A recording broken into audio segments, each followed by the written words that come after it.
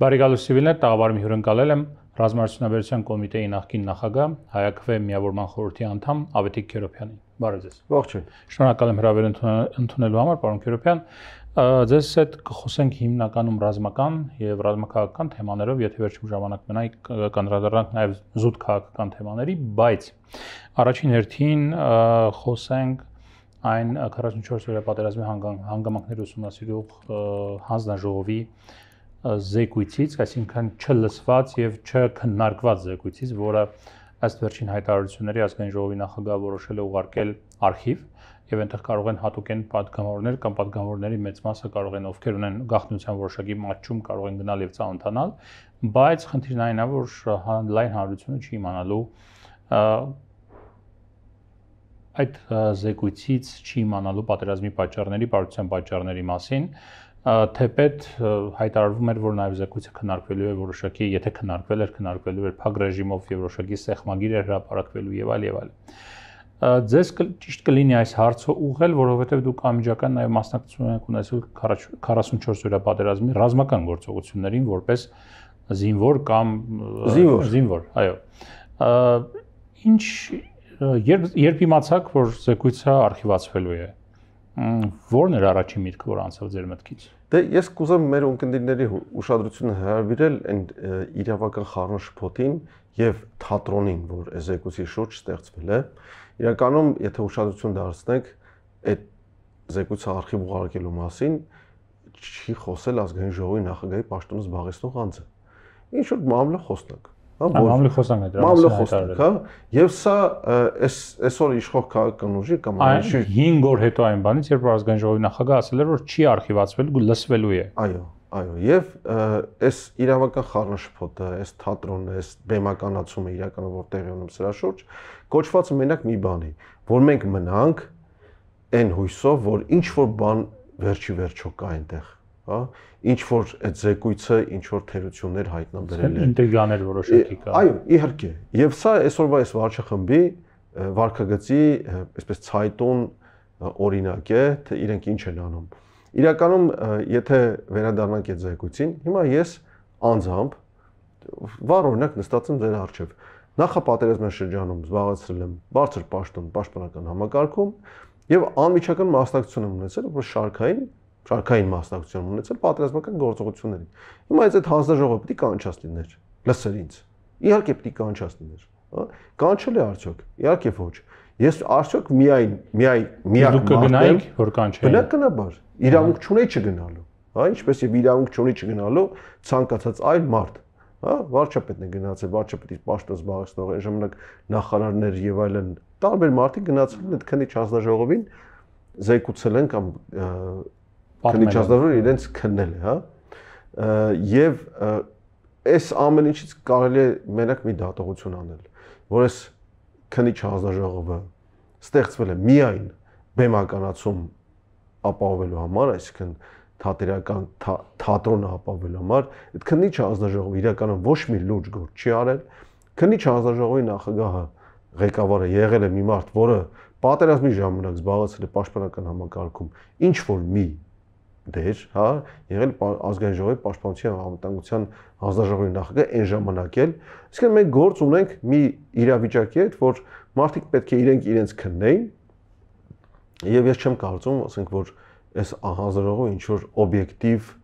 կամ անաչառ եզրակացություն կարող է։ Դուք ասում եք, որ եթե ձեզ հրավիրեին, դուք անպայման կգնայիք եւ կխոսեիք հանձնաժողովի հետ, կքննվեիք, այսպես ասած, հա։ Բայց ազգային ժողովի խորհրդարանական ընդդիմությունը որոշեց բոյկոտել այդ հանձնաժողովի աշխատանքները։ Ճիշտ չէ, լինի ավելի այսպես, չգիտեմ, գուցե պատասխանատու կլներ, գուցե չգիտեմ ինչ, բայց մասնակցել աշխատանքներին նույն մարդկանց, ովքեր որ գալիս էին այնտեղ ցուցմունքներ էին տալիս կամ խոսում էին, բացատրություններ էին տալիս, ուղղել այն հարցերը եւ ստիպել քննիչ հանձնաժողովին կամ չգիտեմ, անպայման պնդել, որ որոշակի շեշտադրումներ անպայման լինեին զեկույցում, այլ ոչ թե post factum գնային եւ ծանոթանային զեկույցի բովանդակությանը եւ հետո ասեին, որ գիտեք, այնտեղ ոչ մի բան չկա, դե պարզ այդպես պետք է ասեն, որովհետեւ չեմ մասնակցել ի սկզբանե այդ հանձնաժողովի աշխատանքներին։ Դե գաղտնիք չէ, որ մենք ազգային ժողովում ընդդիմություն չունենք։ Իրական ընդդիմություն, որը այսինքն ճիշտ կլիներ մասնակցել ձեր տեսակետից։ Բնականաբար, բայց ոչ միայն դա։ Այսինքն մենք պետք է ազգային ժողովում ընդդիմությունից տեսնենք ամենօրյա աշխատանք իշխանություն հետ վերցնելու ուղղությամբ, այսինքն ցանկացած քաղաքականուր, որը որ գնում է ընտրությունների, պետք է համար 1 նպատակ ունենա իշխանություն վերցնելու։ Եվ եթե չեն հաղթում, ապա համար 1 նպատակ պետք է լինի իշխանությունը վերցրած քաղաքական ուժին գցել այնպիսի անհարմար վիճակի մեջ, որ իշխանություն բանեցնելը, այսինքն իշխանություն զբաղեցնելը նրանց համար դառնա անտանելի եւ հնարավորինս շուտ։ Իսկ մենք այսօր ունենք ընդդիմություն, այսպես պայմանական, նոմինալ ընդդիմություն, որը հաճույքով կներեք ծեծ է ուտում ազգային ժողովի դահլիճում, ջրով լի շշեր է հարվածներով ընդունում եւ հաճույքով է դա անում եւ երևի աշխատավարձել են ստանում դրա համար։ Եվ նաև կառավարության հարց ու պատասխան կոչված հերթական բեմականացման ամեն շաբաթյա, այսպես մանր հարցեր են տալիս, ոչ թե կարևոր հարցերը, մանր հարցեր են տալիս։ Այս կառավարությունը, անօրինական կառավարություն է, եթե ուշադրություն դարձնեք, թե սահմանության մեջ ինչ է գրված կառավարության մասին։ Կառավարության մասին գրած է, որ կառավարությունը իր իսկ մշակած ծրագրի համապատասխան իրականացնում է ներքին եւ արտաքին քաղաքականությունը,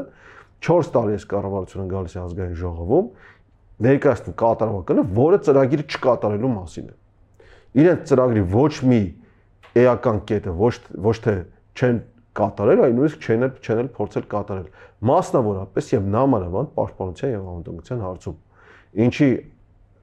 մեր ժողովրդի ուշադրության կառավարություն մի վարքյան, ինչու է անօրինական կառավարություն։ Որովհետև սահմանությունը սահմանում է, որ կառավարությունը իր մշակած ծրագրի շրջանակներում է իրականացնում ներքի եւ արտաքին քաղաքականությունը։ Շատ լավ, ասում է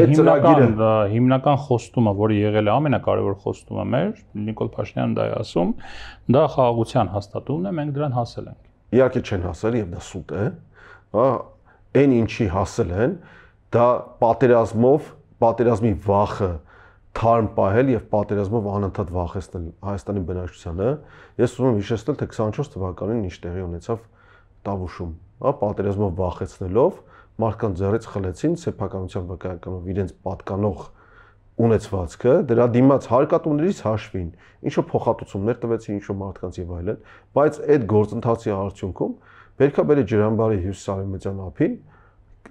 նույնիսկ քարտեզներով, այն քարտեզներով, որի հիման վրա այդ սահմանագծում սահմանազատումը կատարեցին, այնտեղ մնացել է 60-ից ավելի հեկտար հող,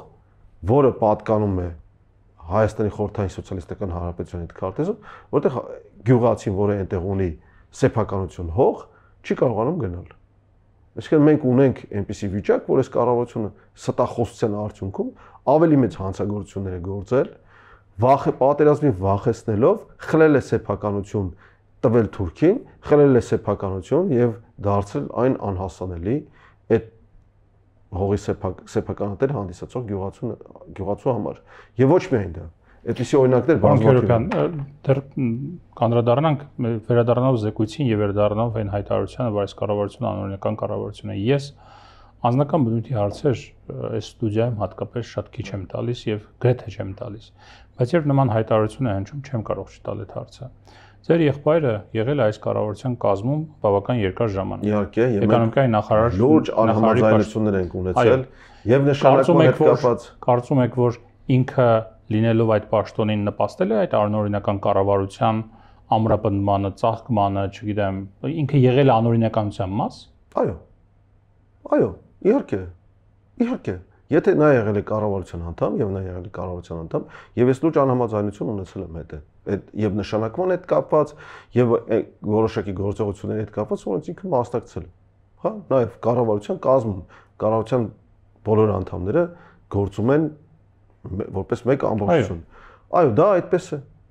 Եվ ես չեմ վախենում դրա մասի բացահայտ արտահայտվելուց։ Հուսով եմ եւ համոզված եմ, որ ինքն էլ է այսօր հասկանում, որ մասնակից է եղել որոշակի գործողությունների, որոնք եղել են հակասահմանադրական, եղել են հակաօրինական, եղել են սահմանության բուն եւ բառացի հոդվածներին հակասող։ Այո, շատ կոշտ գնահատականներ եք տալիս։ Ինչի պետք է վախենամ այդ կոշտ գնահատականները տալու։ Խնդիր չունեմ, դուք եք տվողը, տվեք ինչպես ուզում եք։ Բայց պատկերացնենք մի բան, որ Հայաստանում իշխանապողություն է տեղ ունենում։ Դուք ձեր եղբորը պատասխանատվության եք կանչելու այդ հարցերը։ Ես էլ եմ պատասխանատվության կանչվելու։ Ես էլ պետք է պատասխանատվության կանչվեմ, թե ինչի մինչև 20 թվականի փետրվարի 10-ը չեմ արել այս կամ այն գործողությունները, որոնք որ պետք է ասենք բերեին մեր բանակի պաշտպանության Ինչ չեք արել։ Դե հիմա եթե դնենք բացենք թե որ ծրագրերին մեկ երկու օրինակ ինչ չեք արել։ Երևի պետք է ասեմ եւ խոստովանեմ, որ մենք պետք է շատ ուշադրություն դարձնենք ցամաքային ռոբոտացված համակարգերի կառուցմանը, հա, եւ դրանց մասսայականացմանը։ Չենք արել։ Իհարկե չենք արել, այ, բայց հանուն ճշմարտության պետք է ասել, որ միակ համակարգերը ռոբոտացված ցամաքային, որոնք որ ինչ որ չափով պետությունը դրանց օժանդակել է, դա արվել է նաեւ առաջին հերթին, նաեւ իմ մասնակցությամբ, իմ պնդմամբ, նաեւ որոշակի բաներ ստեղծվել են իմ այսպես մտահղացումը ընկերությունները վերցրել են եւ սկսել են Ինչ է նշանակում ցամաքային ռոբոտացված համակարգեր։ Մի փոքր ավելի པարզ լեզվով ասել։ Հեռակառավարվող կամ ինքնակառավարվող վերգետնյա շարժական համակարգեր, որոնք ունեն, ասենք, հետախուզական կամ մարտական հնարավորություններ։ Ռոբոտներ, որոնք կրակում են ինչ-որ գործողություն են իրականացնում։ Այո։ Եվ ասենք մեր ընկերների շատերը երևի տեսած կլինեն YouTube-ում հաճախ հանդիպում են հայկական ընկերության արտադրած կամ մշակած թրթուրավոր ռոբոտը, հա, որը չգիտեմ, գաղտնիք չէ արդեն, որովհետև պետական պայմանագիր չունեն իրենք, բայց պետական պայմանագիր ունեցել են 19 թվականին տրվել իրենց պետական պայմանագիր, բայց իմ պաշտոնահաջորդը, ասենք, իմ պաշտոնից ազատելուց հետո այդ պայմանագիրը ձեռքերից ուղղակի հետ է խլվել։ Եվ այդ արտադրանքը, այդ մշակումը շարունակություն չի ստացել։ Չի հայտնվել բանակում այսպես։ Չի հայտնվել բանակում, այո։ Հասկանալի է, վերադառնալով զեկույցին։ Ասացիք, սա թատրոն է, զեկույցի շուրջ ինչ տեղի է ունենում եւ որևէ էական բան այդ զեկույցում չկա, սա ուղղակի փորձում են ինտրիգ ստեղծել զեկույցի շուրջ, որ այնտեղ ինչ-որ կարևոր բաներ կան եւ չեմ ուզում դրա մասին խոսակցություն ծավալվի։ Ինչու եք այդպես մտածում, որ զեկույցում որևէ կարևոր բան չկա։ Որովհետեւ այնքան կարևոր բան է ասվել այդ զեկույցից դուրս այնքան կարևոր բան է ասվել, հա, կառավարության տարբեր անդամներ մեծից փոքր սկսած այնքան ինքնախոստովանական ցուցմունքներ են տվել իրենց չկատարածնի կամ կատարածի վերաբերյալ։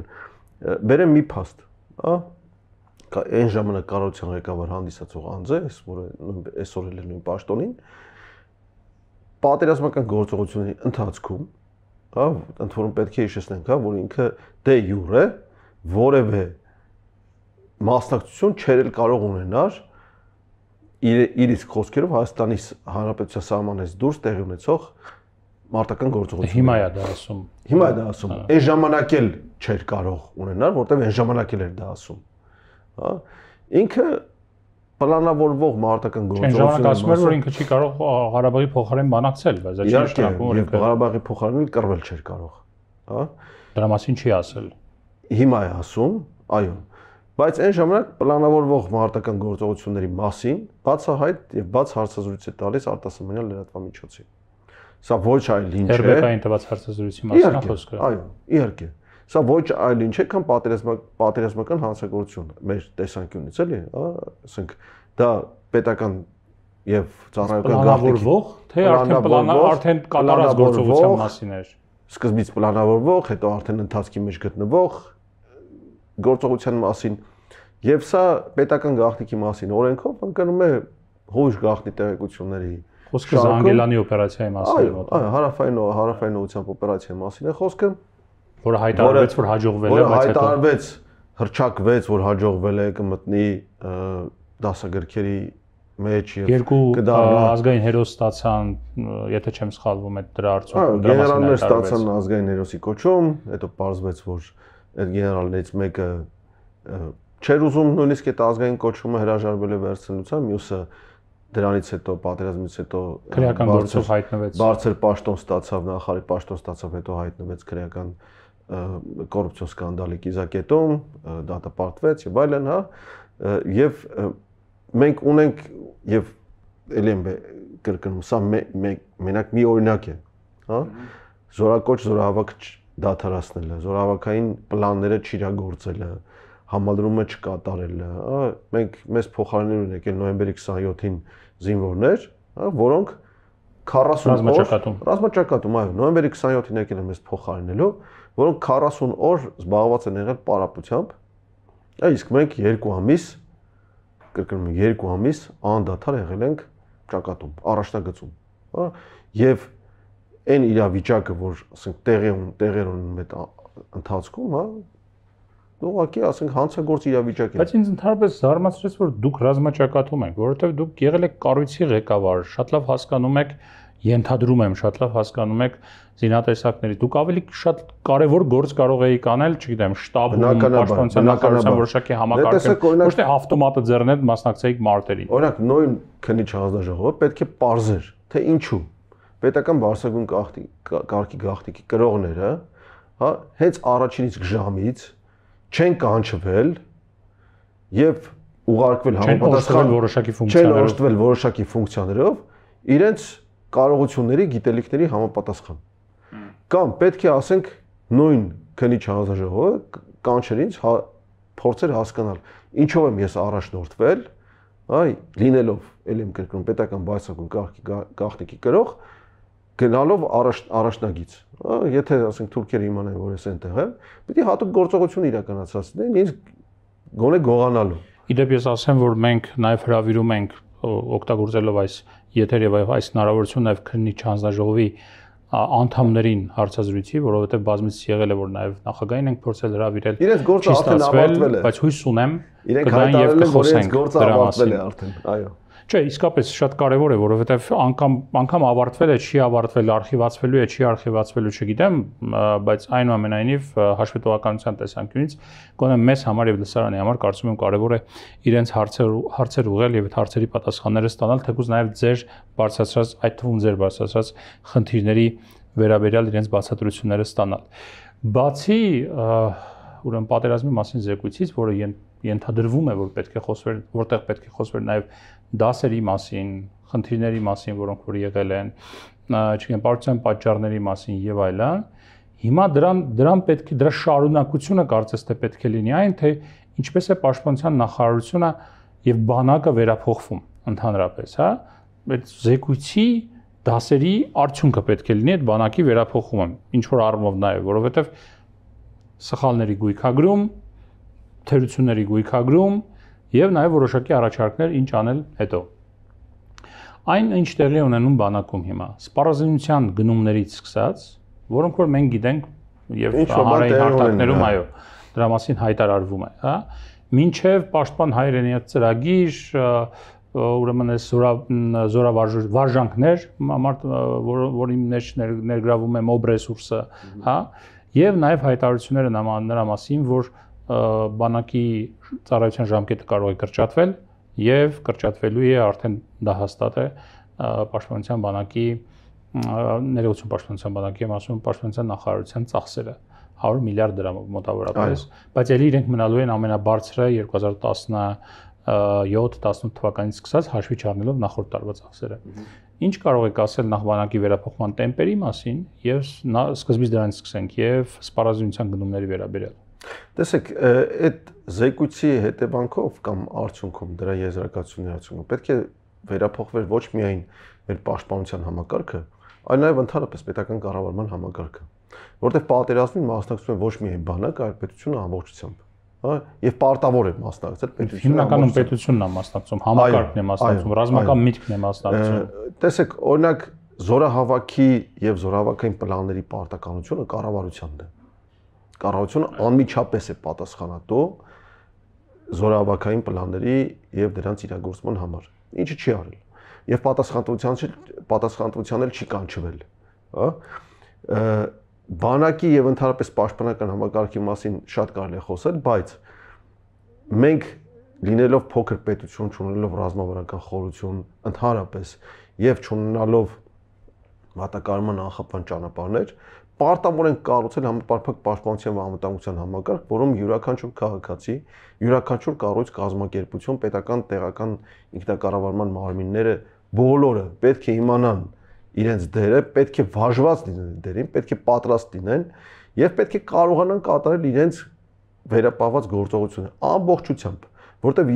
ցանկացածի եւ յուրաքանչյուր թերացումը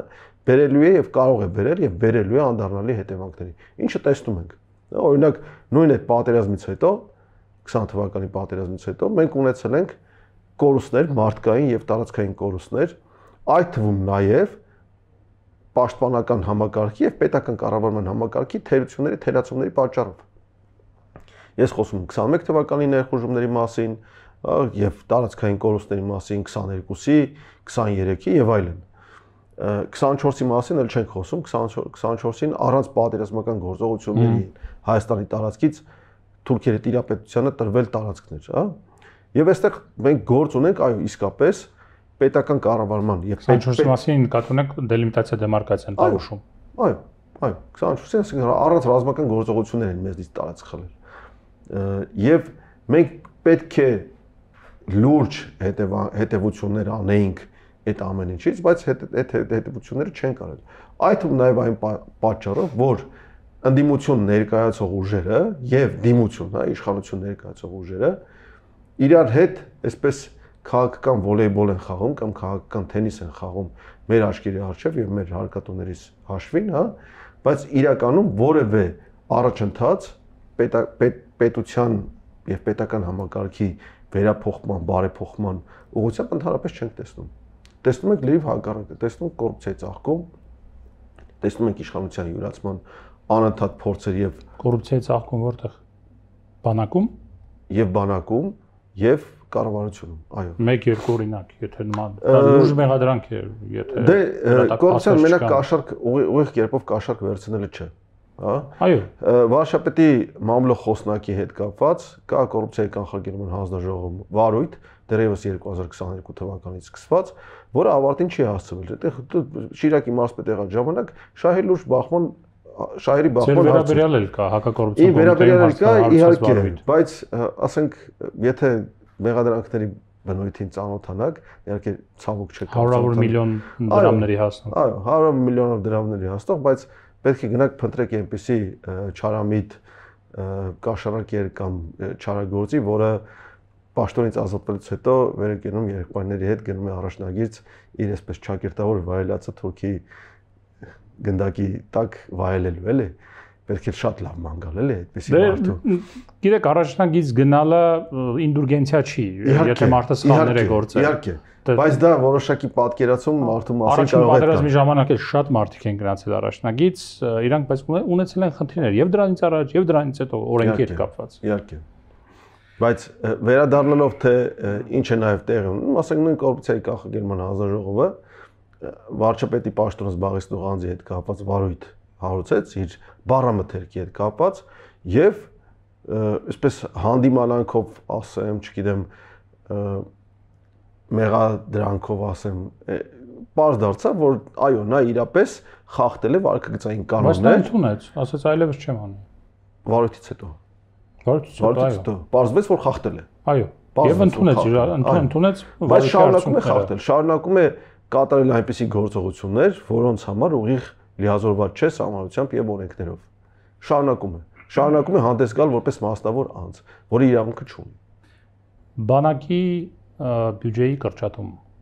որը նախատեսվում է արդեն իրականություն է կարելի ասել 2026 թվականին։